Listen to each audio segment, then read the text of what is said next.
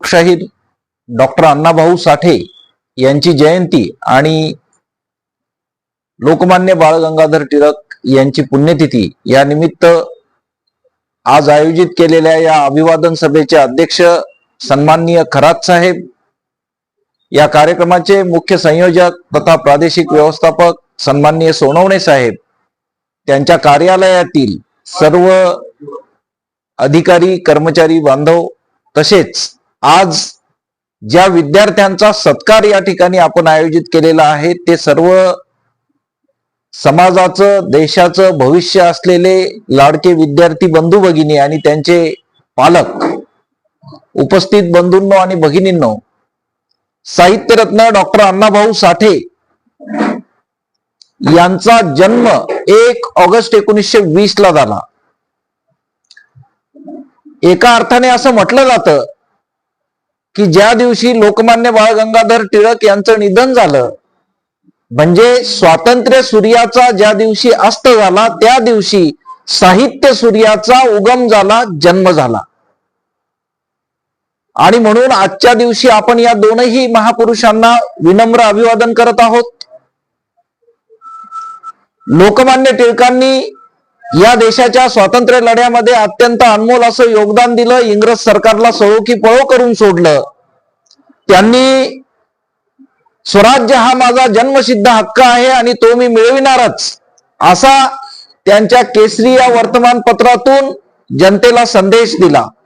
आणि म्हणून त्यांना इंग्रज सरकारने भारतीय असंतोषाचं जनक म्हटलं. लोकमान्य टिळकांनी इंग्रजांच्या विरोधात लढायचं असेल तर चतुसूत्रीचा वापर करा असं सांगितलं. ती चतुसूत्री होती: स्वदेशी वस्तूंचा वापर करणे, दुसरं परदेशी वस्तूंची होळी करणे, त्यांच्यावर पूर्णपणे बहिष्कार टाकणे, त्यानंतर संपूर्ण स्वराज्याची मागणी करणे, अर्धवट स्वराज्य नाही, संपूर्ण स्वराज्याची मागणी करणे, आणि त्या बरोबरच राष्ट्रीय शिक्षण, ज्या शिक्षणामध्ये भारतभूमीचा उल्लेख असेल, ज्या शिक्षणामध्ये भारतीय संस्कृतीचं महत्व दिलं असेल, अशा शिक्षणाचा प्रचार प्रसार करणे. आणि त्यांनी त्यांचं कार्य अत्यंत नेटाने चालवलं. गीता रहस्य हा ग्रंथ लिहिला. विद्यार्थ्यांसाठी लोकमान्य टिळक काय होते तर विद्यार्थ्यांनी लक्षात घ्यावं की अत्यंत विद्वान विद्यार्थी म्हणून ते प्रसिद्ध होते. आता या विद्वान विद्यार्थ्याची दोनच वैशिष्ट्ये सांगतो. एक, त्यांना त्यांच्या आईने बनवलेली भाजी हे जगातलं सर्वोत्तम खाद्यपदार्थ वाटत होता. आणि दुसरं, राष्ट्र प्रथम, देश सर्वप्रथम अशी त्यांची धारणा होती. आणि त्याच धारणेला पुढे नेण्यासाठी असेल कदाचित त्यांच्या निधनाच्या दिवशीच वाटेगाव, जिल्हा सांगली येथे लोकशाहीर अण्णाभाऊ साठे यांचा जन्म होतो. लोकशाहीर अण्णाभाऊ साठे यांचं जीवन संघर्षाने भरलेलं जीवन आहे. समाजाने, समाज व्यवस्थेने केलेला अन्याय सहन करत करत संघर्ष केला, पण त्या संघर्षाला, विद्रोहाला विवेकाची जोड सुद्धा दिली. जगातली अशी अत्यंत दुर्मिळ उदाहरणं आहेत की ज्यांनी शिक्षण काहीच घेतलं नाही परंतु साहित्य मात्र निर्माण केलं. आणि त्यातलं सर्वात मोठं उदाहरण आहे लोकशाहीर साहित्यरत्न डॉक्टर अण्णाभाऊ साठे यांचं. 1 ऑगस्ट 1920 ला जन्म झाला. घरी प्रचंड दारिद्र्य होतं, गरिबी होती, वंचित होते, उपेक्षित होते. समाजाने झिडकारलेल्या समुदायामध्ये, मातंग समाजामध्ये जन्म झाल्यामुळे गाव फार सन्मानाने बघत नव्हतं. वयाची 8-9 वर्ष झाली तरी शाळेत जायचा काही प्रश्न येत नव्हता. शेवटी आईने विचार केला की मुलाला शाळेत पाठवलं पाहिजे. पण शाळेत पाठवलं ते कधी? मुलांची शाळा जून-जुलै मध्ये सुरू झाल्यानंतर अण्णाभाऊंना शाळेतही 2-2.5 महिने उशिरा टाकलं. वयाच्या 8व्या-9व्या वर्षी 2-2.5 महिने उशिरा गेलेले अण्णाभाऊ पहिल्याच दिवशी गुरुजींनी काय शिकवलं ते कळलं नाही. आणि दुसऱ्या दिवशी गुरुजींनी जे गृहपाठ दिला होता तो गृहपाठ बाकीच्या मुलांनाही पुरेसा येत नव्हता. अण्णाभाऊ तर एकच दिवस शिकले होते, लिहिणं वाचणं काहीच माहित नव्हतं. पण ज्यांनी गृहपाठ केला नाही त्या विद्यार्थ्यांना शिक्षा झाली आणि त्या विद्यार्थ्यांमध्ये स्वाभाविकपणे अण्णाभाऊ सुद्धा होते. गुरुजींनी केलेली शिक्षा ही अण्णाभाऊंना अन्याय वाटला, कारण मी तर एकच दिवस शाळेत होतो, मला काहीच माहित नाही आणि मला कशी काय शिक्षा. पण ती शिक्षा झाली आणि त्या शिक्षेची भीती मनामध्ये अशी बसली की अरे हे उगीच आपल्याला शिक्षा झाली, आता शाळेत जाणं नको. आणि त्यावेळेसचं बाल मन होतं, समजावून सांगणारं कुणी नव्हतं, आशीर्वाद देणारं तर कुणीच नव्हतं. आणि अशा परिस्थितीमध्ये अण्णाभाऊ पुन्हा शाळेत गेले नाही. पण अनुभवाच्या शाळेमध्ये मात्र भरपूर त्यांचं शिक्षण झालं. अण्णाभाऊ साठेंनी नंतर रानावनात भटकताना, कुणाची गोरडोरो राखताना जे काही निसर्गातून शिकले, जे काही गावाच्या वातावरणातून शिकले, ते सगळं काही मांडण्याचा नंतर प्रयत्न केला. मग रानावनात भटकताना ते पशुपक्ष्यांचे आवाज काढत होते. हुबेहूब आवाज ही त्यांना मिळालेली नैसर्गिक देणगी होती की ते कोणत्याही पक्षाचा, कोणत्याही प्राण्याचा आवाज काढू शकत होते. गावात भजन कीर्तनाचे कार्यक्रम झाले तर तिथं अत्यंत पहाडी आवाजामध्ये ते स्वतःचं सादरीकरण करत होते. लोकांनाही आवडत होतं. पण भजन कीर्तनामध्ये रमणारे अण्णाभाऊ नव्हते. अण्णाभाऊ एक संघर्षशील व्यक्तिमत्व होतं. त्यांच्या आईच्या लक्षात आलं की गावात राहून आपला मुलगा सुधारणार नाही, म्हणून त्यांचे वडील भाऊराव साठे जे मुंबईमध्ये माळी काम करत होते त्यांना घरी बोलावलं गेलं आणि सगळंच सगळं कुटुंब त्यांच्यासोबत मुंबईला गेलं. सांगताना अतिशय वाईट वाटतं की ज्याला वाटेगावहून मुंबईला जायचं आहे त्या कुटुंबाला प्रवासाच्या खर्चासाठी सुद्धा पैसे नव्हते. मग आपण सामान्यपणे बघतो की वाटेगावहून किंवा कोणत्याही गावाहून दुसऱ्या गावाला जायचं असेल, मुंबईला जायचं असेल तर लोक बसने जातील किंवा रेल्वेने जातील. अण्णाभाऊच्या वडिलांच्या मनात असतं तर कदाचित ते रेल्वेने विदाऊट तिकीट प्रवास सुद्धा करू शकले असते सोनवणे साहेब. पण ते पायी निघाले घरून. वाटेगाव ते मुंबई साधारण 400 किलोमीटरचा अंतर पायी प्रवास करून जाऊ, पण बेईमानी करणार नाही, हा पहिला संस्कार अण्णाभाऊवर त्यांच्या वडिलांनी केला.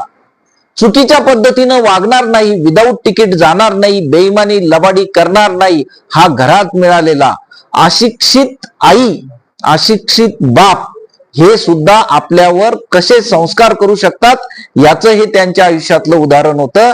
आपणही लक्षात घेतलं पाहिजे की माझे आई बाबा गरीब असतील, मी मेरिटचा विद्यार्थी आहे, आमच्या समाजाला अभिमान आहे, पण माझे आई वडील गरीब असतील, कदाचित व्यसनी असतील, कदाचित अशिक्षित असतील, पण ते आपल्यासाठी सर्वश्रेष्ठ असले पाहिजे. अण्णाभाऊच्या अशिक्षित आई वडिलांनी त्यांना शिकवलं बेईमानी करायची नाही, पायी चालत जाऊ पण विदाऊट तिकीट जाणार नाही. मुंबईला कसे बसे पोहोचले. गेल्यानंतर काम मिळालं. काम करत असताना त्यांनी दुकानांच्या पाट्यावर लिहिलेली अक्षरं, सिनेमाच्या पोस्टरवर लिहिलेली अक्षरं पाहून हळूहळू अक्षर ओळख व्हायला लागली. थोडं वय मोठं झाल्यानंतर साधारण 1937-38 मध्ये 17-18 वर्षाचे असताना अण्णाभाऊंना गिरणी कामगार म्हणून काम मिळालं. त्या गिरणीत काम करत असताना अण्णाभाऊंच्या लक्षात आलं की त्या गिरणीमध्ये काम करणारा जो कामगार आहे त्याच्यावर भांडवलदार प्रचंड अन्याय अत्याचार करतात, त्याची पिळवणूक केली जाते, त्याचं एक्सप्लॉयटेशन होतं. पण त्याच्या विरुद्ध आवाज उठवण्यासाठी कामगारांचं संघटन तितकंसं मजबूत नव्हतं. पण जे काही संघटन होतं त्या संघटनेच्या कार्यकर्त्यांना एकत्र केलं जात होतं. एक दिवस अण्णाभाऊंनी कामगारांवर होणाऱ्या अन्यायावर एक पोवाडा रचला. ती त्यांना नैसर्गिक देण होती, ते लिहू जरी शकत नव्हते तरी ते पोवाडा रचला आणि रचलेला पोवाडा काम संपल्यानंतर चौकात उभं राहून आपल्या 15-20 कामगार मित्रांच्या समोर चहा घेताना त्यांनी तो पोवाडा गाऊन दाखवला. तो पोवाडा त्या 15-20 कामगारांना इतका आवडला की दुसऱ्या दिवशी त्यांनी 40-50 कामगार एकत्र केले आणि त्यांच्या समोर अण्णाभाऊंचा पोवाडा आणि मग त्या भांडवलदारावर केलेली टीका, त्या सरकारवर केलेली टीका, हे सगळं त्या पोवाड्यामध्ये होतं. आणि गोरगरीब कामगाराची दुःख त्या पोवाड्यातून त्यांनी व्यक्त केली होती. हे कामगार चळवळीच्या त्या काळच्या नेत्यांना कळलं की एक 17-18 वर्षाचा मुलगा आहे, पण तो अत्यंत पहाडी आवाजात आणि प्रभावी पद्धतीने अन्यायाच्या विरुद्ध अशा पद्धतीने पोवाड्याचं सादरीकरण करतो. अण्णाभाऊंना कामगार चळवळीत घेतलं गेलं. हळूहळू कामगार चळवळीत त्यांचं स्वतंत्र स्थान निर्माण झालं आणि जे अण्णाभाऊ लिहू शकत नव्हते, वाचू शकत नव्हते, त्यांनी आपल्या मित्रांच्या मदतीने लिहिणं वाचणं शिकलं. हे सगळं लिहिणं वाचणं जे होतं ते अनुभवाच्या शाळेत घेतलेलं शिक्षण होतं. तुमच्या माझ्यासारख्या गुरुजींच्या शाळेत घेतलेलं शिक्षण नव्हतं. पण विचार करा की जो माणूस 17व्या-18व्या वर्षी लिहायला शिकतो, मग सुरुवातीला पोवाडे किंवा लावण्या लिहायला लागले, जे कमी लिहिणं होतं. हळूहळू आत्मविश्वास वाढला, मग कथा लिहायला लागले. अजून लिहिण्याची आवड वाढली, मग कादंबरी लिहायला लागले, नाटक लिहायला लागले, प्रवास वर्णन लिहायला लागले. मित्रांनो, साहित्याच्या क्षेत्रामध्ये कथा, कादंबरी, कविता आणि नाटक हे 4 प्रकार असतात. या 4ही प्रकारामध्ये अण्णाभाऊ साठेंनी सर्वश्रेष्ठ साहित्य निर्मिती केली आणि ही साहित्य निर्मिती कल्पनेवर आधारित नव्हती. गोरगरिबांची जी दुःख बघितली, ती दुःख त्यांनी माकडीचा माळ मध्ये सांगितली. गोरगरिबाची दुःख बघितली, ती त्यांनी सुलतान या कथेमध्ये सांगितली. भाकरीचं तत्वज्ञान, सुलतानचं भाकरीचं तत्वज्ञान अण्णाभाऊंनी मांडलं. अण्णाभाऊंनी आपल्या साहित्यामधून फक्त टीका केली नाही, फक्त वेदना दाखवल्या नाही, तर त्याच्यावरचे उपाय सुद्धा दाखवलेले आहेत. अण्णाभाऊंच्या साहित्य कृतीमध्ये सर्वश्रेष्ठ अशा फकीरा कादंबरीचा आपण सातत्याने उल्लेख करतो. ज्या कादंबरीला महाराष्ट्र शासनाचं प्रथम क्रमांकाचं पारितोषिक मिळालं, ती कादंबरी सर्वश्रेष्ठ यासाठी म्हटली जाते. त्या कादंबरीमध्ये इंग्रजांनी केलेला अन्याय अत्याचार आहे. त्या कादंबरीमध्ये शेजारच्या गावच्या पाटलाने केलेला अन्याय अत्याचार आहे. पण त्या पाटलाने केलेली बेईमानी असेल किंवा इंग्रजांचा अन्याय अत्याचार असेल, तो मुकाटपणे सहन करायचा नाही. हा विद्रोह अण्णाभाऊ साठेंनी शिकवला आणि तो विद्रोह शिकवताना त्यांनी कुणाबद्दल द्वेष बाळगला नाही. अण्णाभाऊ साठेंनी गावाच्या इब्रतीसाठी स्वतःचा जीव देणारा, बलिदान देणारा राणोजी मांग जसा उभा केला, तसा त्या राणोजी मांगाची विधवा पत्नी दुसऱ्याच्या शेतात जाऊन खळं मागू नये म्हणून मदत करणाऱ्या शंकर पाटलाचं सुद्धा अत्यंत चांगल्या पद्धतीने वर्णन केलं. उपाशी पोटी राहणाऱ्या राणोजी मांगाच्या समाजाला ताकद मिळावी, महारा मांगांना ताकद मिळावी म्हणून त्यांना बळ देणाऱ्या विष्णुपंत कुलकर्णींचं सुद्धा वर्णन त्यांनी केलं. अण्णाभाऊंच्या मनात कुणाबद्दल, कुण्या जातीबद्दल द्वेष नव्हता, पण अन्यायाच्या विरोधात मात्र प्रचंड चीड होती आणि ती चीड त्यांच्या साहित्यातून दिसते. त्या संघर्षाला त्यांनी फकीराच्या विवेकाची जोड दिली. अण्णाभाऊचं साहित्य किती श्रेष्ठ आहे ते सांगताना पुन्हा फकीराचंच उदाहरण देईल की जेव्हा फकीराने इंग्रज सरकारचं धान्याचं कोठार लुटलं, त्यावेळेस ते पूर्ण धान्य, कारण दुष्काळ पडलेला होता, पीक पाणी नव्हतं, लोक उपाशी मरत होते आणि सरकार मात्र धान्य कोठारात ठेवत होतं. ते कोठारच फकीरांनी लुटलं. फकीराच्या सगळ्या सवंगड्यांनी कोठार लुटून गावात आणलं आणि ते धान्य फकीराने प्रत्येकाला समान वाटलं.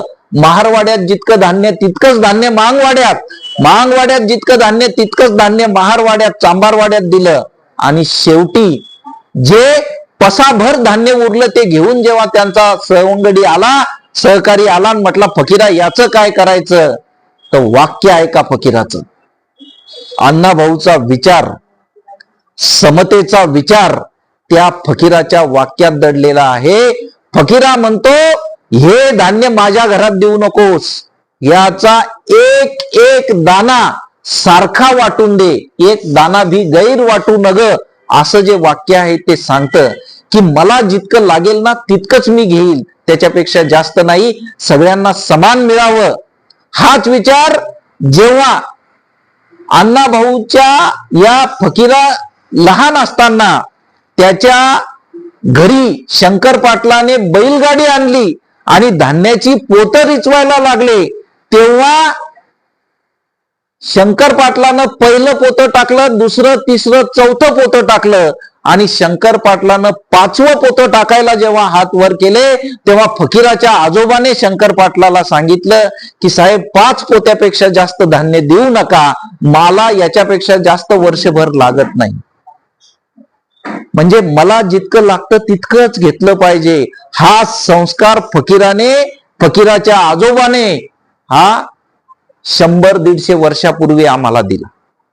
मित्रांनो, आज सगळंच सगळं भोजन माझ्या पात्रात आलं पाहिजे अशी जी आपली सगळ्यांची मानसिकता आहे ना, ती थांबली पाहिजे.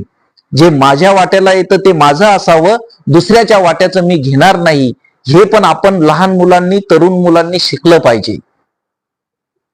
आता फकीराचं पुढचं चारित्र्य काय सांगतं? धान्याचं कोठार लुटलं, समानपणे वाटप केलं, ओके. नंतर पुन्हा दुष्काळ पडला, पुन्हा लोक मरायला लागले, पुन्हा सरकार अन्याय अत्याचार करत होतं.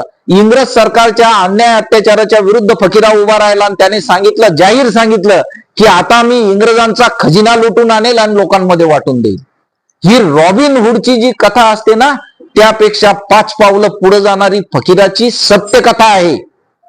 फकीराने त्या मठपत्याला सांगितलं की उद्या तुझा खजिना लुटायला येणार आहे, काय करायचं ते करून ठेव. खजिना लुटायला गेले, मठपत्याला बाजूला करून फकीराने सोनं नाणं लुटलं. बघा पुढचा प्रसंग काय आहे. फकीराने ते सोनं नाणं लुटलं, त्याच्या पोत्या भरल्या सोन्याच्या आणि एका दरवाजाला, हा जो दरवाजा आहे इथं असा, इकडं सोन्याचं कोठार होतं, ते काय जे असेल ट्रेझरी त्यांचा खजिना तो लुटला होता.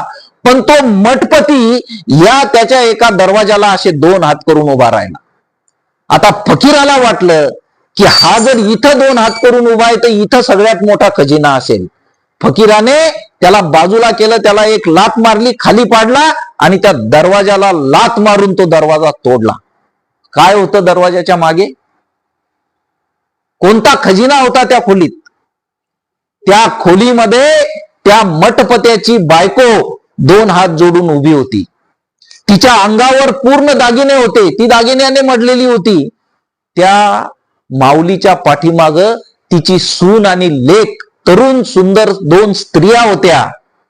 त्या मठपत्याच्या बायकोने फकीराला हात जोडून विनंती केली, फकीरा आमच्या अंगावरचं सगळं सोनं घेऊन जा, पण माझ्या लेकीला, माझ्या सुनेला हात लावू नको. अण्णाभाऊचं साहित्य काय शिकवतं ते ऐका. फकीरा म्हणतो, माय मी इंग्रजाचा खजिना लुटाय आलो, माझ्या माय माऊलीची इज्जत लुटाय नाही. त्या मठपत्याची बायको, ज्याच्याबद्दल फकीराच्या मनात प्रचंड राग होता, पण फकीराचं चारित्र्य इतकं श्रेष्ठ होतं त्या गरिबीत सुद्धा, की तो म्हटला मी इंग्रजांना लुटायला आलो, माझ्या माय मावल्या. म्हणजे स्त्रीबद्दल असलेला सन्मान आणि त्याचं सर्वश्रेष्ठ चारित्र्य काय होतं की तो म्हटला तुमच्या अंगावरच्या दागिन्याला सुद्धा मी हात लावणार नाही, ते तुमचं स्त्री धन आहे, मी त्याला हात लावणार नाही. फकीरा मागं वळला. फकीरा मागं वळल्यावर मठपत्यानं सुद्धा त्याला हात जोडले. की एखादा गुंड वाटावा असा माणूस, एखादा तरणा बांड तरुण इतकं चारित्र्य जपतो स्वतःच. ही अण्णाभाऊ साठेच्या साहित्याची शिकवण आहे. आम्ही आजकाल आमच्या मुलींना चांगलं राहा म्हणून सांगतो, अण्णाभाऊचा फकीरा मुलांना सांगतो तुझं सुद्धा चारित्र्य चांगलं असलं पाहिजे. हा संदेश आपण अण्णाभाऊ साठेंच्या जयंतीच्या दिवशी घेतला पाहिजे की आम्ही इमानदारीनेही जगलो पाहिजे, आम्ही चांगलं चारित्र्यही ठेवलं पाहिजे आणि तुम्ही जो अभ्यास करता तो अभ्यास वाढवला पाहिजे, कष्ट केले पाहिजे. अण्णाभाऊ साठेंच्या साहित्यातून जे जे वाचायला मिळतं ते सगळं काही सर्वश्रेष्ठ गुणसंपदेचं वाचन मिळतं. अण्णाभाऊंनी एका पुस्तकात असं लिहिलेलं आहे, एका प्रस्तावनेत असं लिहिलं की मला कल्पनेचे पंख घेऊन भरारी मारता येत नाही, मला जे दिसलं, मी जे बघितलं तेच मी लिहितो. म्हणजे अण्णाभाऊच्या सगळ्या कथा सत्य आहेत. त्याचं वाचन केल्यानंतर आपण चांगल्या मार्गाला जातो, सन्मार्गाला जातो. त्यांनी स्त्रियांबद्दल इतकं विपुल लेखन केलं आणि लेखन करताना त्यांची प्रत्येक नायिका ही प्रचंड गरीब होती, समाजाने झिडकारलेली होती, त्रास दिलेली होती, पण तिचं चारित्र्य आणि तिची इमानदारी मात्र श्रेष्ठ होती. त्यांची वैजयंता असेल, चित्रा असेल, रत्ना असेल, प्रत्येक कादंबरी डोळ्यात पाणी आणणारी आहे. दुःख आहेत नाही असं नाही, गरिबी आहे नाही असं नाही, दारिद्र्य आहे नाही असं नाही, पण त्या दारिद्र्यात आणि दुःखात जर तुमची इमानदारी टिकून राहत असेल, तुमचं शील टिकून राहत असेल, तुमची करुणा टिकून राहत असेल, तुमची प्रज्ञा टिकून राहत असेल, तर तुम्ही खऱ्या अर्थाने बाबासाहेबाचे आणि अण्णाभाऊंचे वारस होऊ शकता. हे साहित्य आपण सर्वांनी वाचत असताना शेवटचा अण्णाभाऊचा एक संदेश देतो. एका प्रस्तावनेत अण्णाभाऊंनी सांगितलं, दगडा शेजारी दगड उभा केला तर एक प्रचंड अभेद्य भिंत निर्माण होते की जिला कुणीच तोडू शकत नाही. तुम्ही आम्ही तर माणसं आहोत, या एकमेकांच्या शेजारी उभं राहू, एकमेकाचा द्वेष करणं सोडून देऊ, एकमेकांच्या हातात हात घेऊन जर आपण उभं राहिलो तर मित्रांनो कुणीही आपल्याला तोडू शकणार नाही. माझी अण्णाभाऊ साठेंच्या जयंती निमित्त सर्वांना प्रार्थना आहे की जात, आरक्षण, वर्गीकरण हे भांडणं त्या जागेवर राहू द्या. तुमचा आमचा इतिहास सारखा आहे, तुमचं आमचे दुःख सारखं आहे, वेदना सारख्या आहेत. एकमेकांवर चिखलफेक केल्यापेक्षा एकमेकांच्या हातात हात घेऊन उभे राहू. दगडा शेजारी दगड उभा राहिला तर भिंत तयार होते, माणसा शेजारी माणूस उभा राहिला तर मानवी भिंतीची शक्ती तयार करू आणि पुन्हा एकदा आपले पूर्वीचे जे दिवस आहेत त्याच्या विरुद्धचा जो संघर्ष आहे तो शक्तिमान करू आणि एकमेकांचा आधार बनूयात. साहित्यरत्न अण्णाभाऊ साठेंना त्यांच्या जयंती दिनी जर श्रद्धांजली खऱ्या अर्थाने अर्पण करायची असेल तर आपापसातले मतभेद मिटवून एकत्र येणे, इमानदारीनं वागणे, बाबासाहेबांच्या मार्गावर चालणे, संत रोहिदासांच्या मार्गावर चालणे, महापुरुषांच्या मार्गावर चालणे हीच श्रेष्ठ श्रद्धांजली असं वाटतं. आपण सर्वांनी मला ऐकून घेतल्याबद्दल, माननीय प्रादेशिक व्यवस्थापक साहेबांनी या ठिकाणी बोलावल्याबद्दल आपणा सर्वांचे आभार मानतो. धन्यवाद. जय भीम.